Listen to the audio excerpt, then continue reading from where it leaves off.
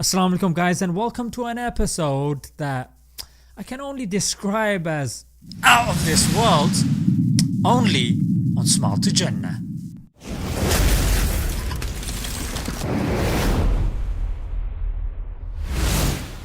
Now when I was young, don't listen to this mug, I still am young. If the media wasn't trying to convince me that I was following some sort of terrorist religion, you had the school curriculum that was trying to convince me that my predecessors were pretty much useless and most of these modern day technological advances were made mostly by Europeans. But for some reason I discovered this book, and because of that I started looking into Islamic discoveries, and boy, I was shocked and kind of relieved that our predecessors weren't losers. But it did get me thinking, and I was quite concerned as to why I actually had to dig into this sort of stuff to find out about Islamic contribution to our modern world. A week ago, a private US company, SpaceX, launched 2 NASA astronauts into space. The efficiency and technology of this whole endeavour was the highlight. Of course you got the likes of China, who have also announced their Mars mission, as well as other countries as well. Islam and science has always gone hand in hand. You only need to look into the golden age to see how many examples of this we actually have. And the book 1001 Inventions, Muslim Heritage in Our World is a great start. I also used it in this video amongst other sources. As Muslims, our calendar relies on the moon. Our 5 daily prayers rely on the position of the sun. So naturally, knowledge of the cosmos has always been necessary. Now all of this is fair enough, but why should NASA and Elon Musk thank the Muslims, I hear you ask? In summary, the Islamic civilization gave us, number 1, the first manned rocket. That's right, in 1633 Lagari Hassan flew on a 7-winged rocket using 140 pounds of gunpowder. Now this was reported by Ivilia Celebi in his book Sihatname.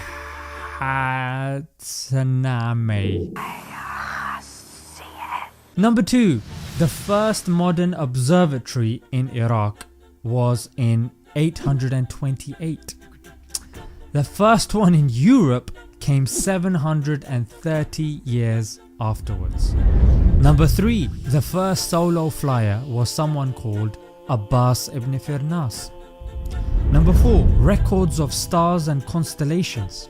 In fact, the name of 165 stars still reflect their Arabic origins.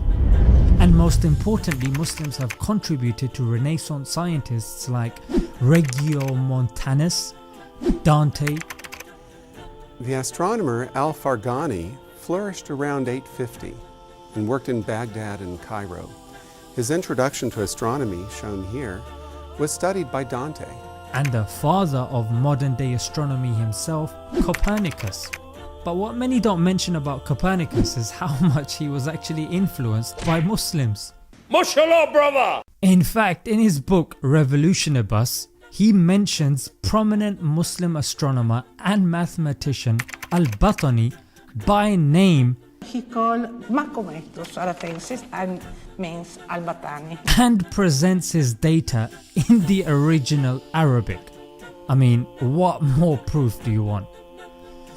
And of course there are others that he didn't mention, but it's clear that he replicated their work. Crook! Wallah, you're a crook. They are Ibn al-Shatir. It looks like he was working from diagrams.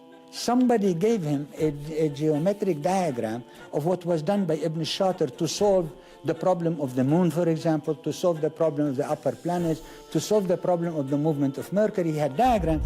And Nasir ad-Din al-Tusi. But on this page, Al-Tusi works out the geometry of one circle moving within a larger circle to produce a so-called crank mechanism.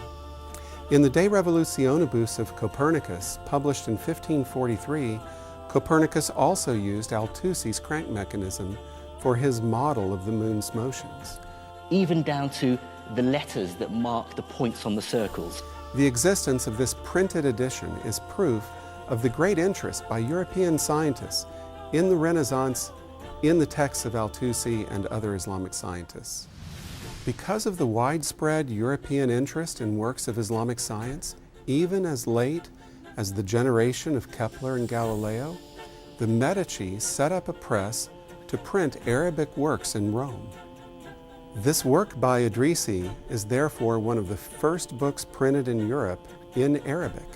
And if that's not all, Copernicus himself grew up studying the works of Regiomontanus, who, yep, you've guessed it, also used Muslim sources like Al-Batani and also unmentioned sources like Ali Khushji.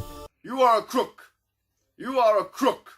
Jamil Rajab is holding the Oklahoma copy of Regiomontanus open to the same diagram.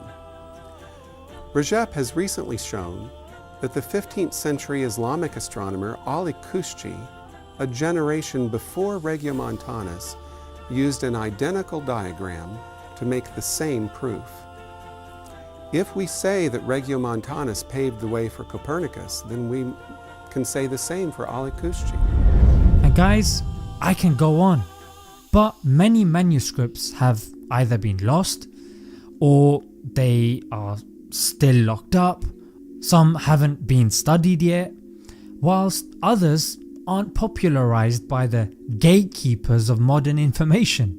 I mean, your school textbooks or your encyclopedias and so on. Now the question arises, guys, why were our predecessors so successful? Well, first and foremost, they perfected their relationship with Allah. So Allah perfected their relationship with the people and the wider world. Now if you look at any important integral invention of the modern era and you track it back, there will be some sort of Muslim involvement in it somewhere. I will attach the link to some documentaries that I saw and that, maybe of some benefit, and I'll attach the link to the book as well. Let's leave it there, guys. Until next time, Assalamu alaikum.